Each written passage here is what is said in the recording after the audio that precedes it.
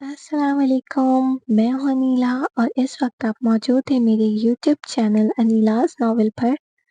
कैसे हैं आप सब? उम्मीद करती हूँ खैरियत से होंगे, अपना बहुत ज़्यादा ख़्याल रख रहे होंगे।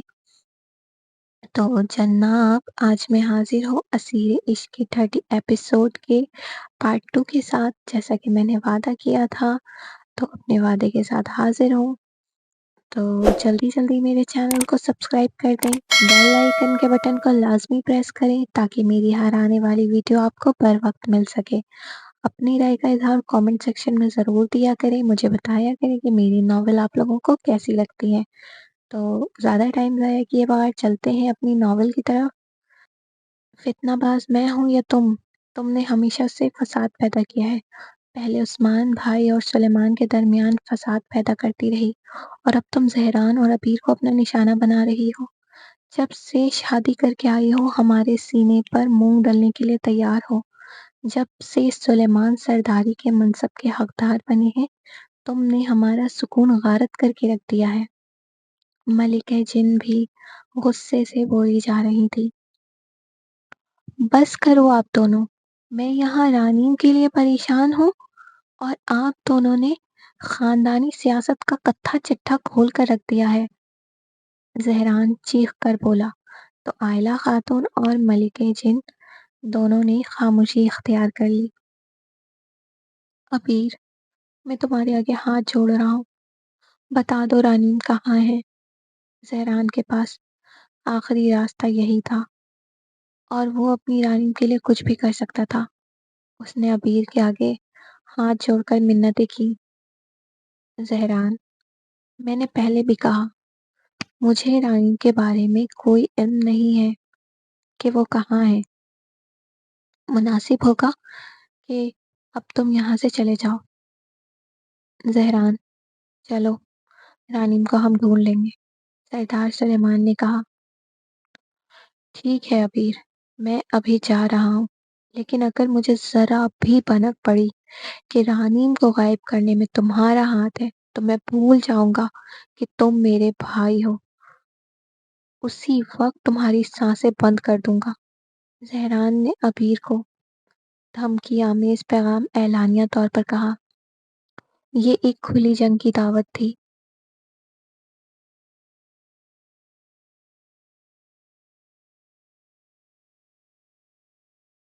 आह! रानीन, रानीन मेरी बच्ची!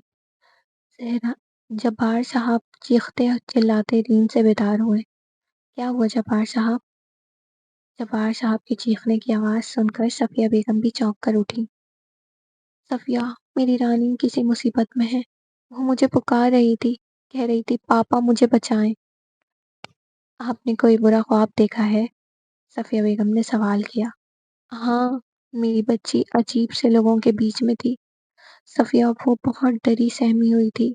वो मुझे पुकार रही थी। जब्बार साहब, आप कभी रानी के बगैर नहीं रहे ना? आपको उसकी जुदाई को आपने उसकी जुदाई को अपने ज़हन में बिठा लिया है, जब ही आपको ऐसा ख्वाब आया है। नहीं सफ़िया, वो सच में किसी तकलीफ़ में है। जब्बार साहब, हमारी रानी किसी तकलीफ़ में नहीं है, वो अपने ससुराल में है। फिर वहाँ ज़हरान है, वो उसे कभी कोई तकलीफ़ होने ही नहीं देगा। चलें, अब आप पुरसुकून होकर सो जाएँ। रानी बिल्कुल ठीक है, लेकिन सफ़िया वो ख्वाब कुछ नहीं हुआ रानी को। आपने ज़हनी दबाव ले लिया है और कुछ नहीं। चलें ये पानी पीकर सो जाएँ। सफ़िया बेगम ने जब्बार साहब को पानी पिलाकर ज़बरदस्ती सुला दिया और खुद भी सो गईं।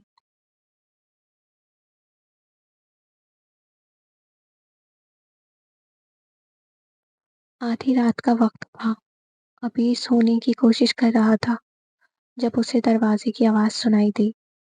वो खामोशी से ऐसे उठा कि उसके कदमों की चाप भी किसी को सुनाई न दे। उसने देखा, आयला खातून शाल ओढ़कर अपना चेहरा छुपाए कहीं जा रही थी। आज अबीर ने फैसला कर लिया था, वो आयला खातून का राज़ जानकर ही दम लेगा। आखिर वो यूँ छुप-छुप कर कहाँ जाती हैं और क्यों जाती हैं? वो बहुत एहतियाती से آئلہ خاتون کا پیچھا کر رہا تھا۔ اس بار بھی وہی ہوا۔ وہ جنگل کے راستے چلتی ہوئی دشمن قبیلے کے حدود تک پہنچی۔ پھر ایک نوجوان جن آیا اور آئلہ خاتون اس کے ساتھ ایک خیمے میں داخل ہو گئی۔ اس نوجوان جن کا چہرہ ابیر کو اندھیرے کی وجہ سے ٹھیک سے دکھائی نہیں دے رہا تھا۔ ابیر کو دشمن قبیلے کے حدود تک رسائی حاصل نہ تھی، اس لیے وہ وہیں چھپ کر دیکھ رہا تھا۔ لیکن اسے سمجھ نہیں آ رہا تھا کہ اس کی والدہ چھپ چھپ کر دشمن قبیلے میں کس سے ملاقات کرنے جاتی ہیں۔ لگ بھگ آدھے گھنٹے کے بعد آئلہ خاتون خیمے سے باہر نکلی۔ وہ چھپتی چھپاتی اب اپنی قبیلے کی اور جا رہی تھی۔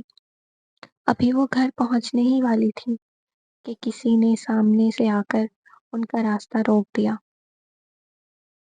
ابھی ایک پیڑ کے پیچھے کھڑا چھپ کر سب دیکھ رہا تھا۔ آئلہ خاتون کا راستہ روکنے والی اور کوئی نہیں بلکہ زفرہ تھی۔ ہٹو میرے راستے سے، آئلہ خاتون نے غصے سے کہا۔ آپ باز نہیں آئیں گی؟ کچھ تو شرم کر لیں، اپنے بیٹے کو بھی دھوکہ دے رہی ہیں، پورے قبیلے کو بھی دھوکہ دے رہی ہیں۔ کیا ملے گا آپ کو یہ سب کر کے؟ زفرہ، میں نے کہا میرے راستے سے ہٹو تم، میری دادی ماں بننے کی ضرورت نہیں ہے۔ ابیر آپ پر کتنا بھروسہ کرتا ہے، کبھی سوچا ہے آپ نے جب اسے پتہ چلے گا تو اس کے دل پہ کیا بیتے گی؟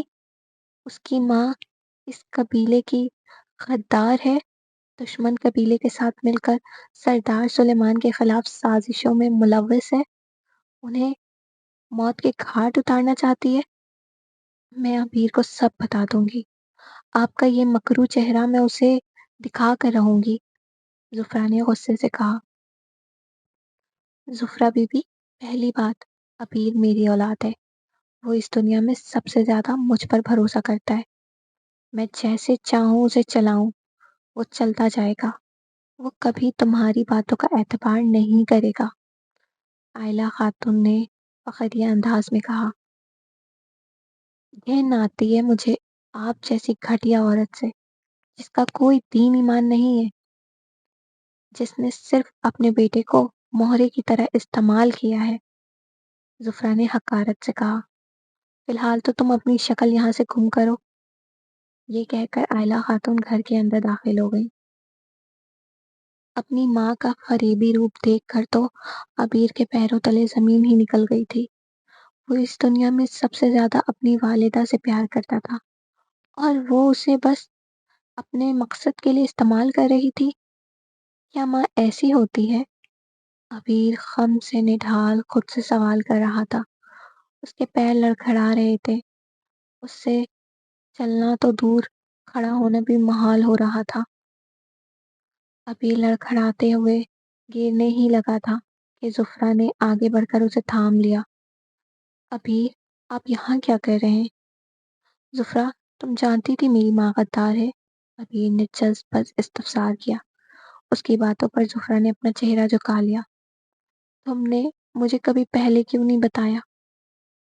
میں اس جھوٹے بھرم میں جی رہا تھا کہ میری ماں دنیا کی سب سے اچھی ماں ہے اور مجھ سے بے حد پیار کرتی ہیں۔ میری پوری زندگی ایک دھوکہ ہے، فریب ہے، ابیر نے سرد لہجے میں کہا۔ ابیر، آپ بہت زیادہ سوچ رہے ہیں، خدا کے لیے گھر چلیں، مجھے آپ کی طبیعت ٹھیک نہیں لگ رہی۔ گھر؟ کون سا گھر؟ زفرہ، وہ گھر جہاں وہ عورت مکاری کا لبادہ اوڑھے بیٹھی ہے۔ ہر کسی نے کہا آئلہ خاتون فتنہ باز جنذاتی ہے، مکار ہے، لیکن میں نے کبھی کسی کی بات پر توجہ نہیں دی۔ مجھے کیا پتا تھا میری والدہ سچ مچ میں غدار ہے۔ اچھا ابیر، ابھی آپ کی طبیعت ٹھیک نہیں ہے، آپ گھر چلیں، ہم بعد میں بات کریں گے۔ نہیں، میں اس گھر میں قدم بھی نہیں رکھوں گا۔ اچھا ٹھیک ہے، آپ میرے گھر چلیں۔ یہ کہتی ہوئی زفرہ ابیر کو سہارا دے کر اپنے گھر لے گئی۔ آج کے ایپیسوڈ کا اختتام ہوا، تو آپ لوگوں کو یہ ایپیسوڈ کیسی لگی اپنی رائے کا اظہار کامنٹ سیکشن میں ضرور دیجیے گا، مجھے بتائیے گا۔ اپنا بہت زیادہ خیال رکھیے گا۔ اللہ حافظ۔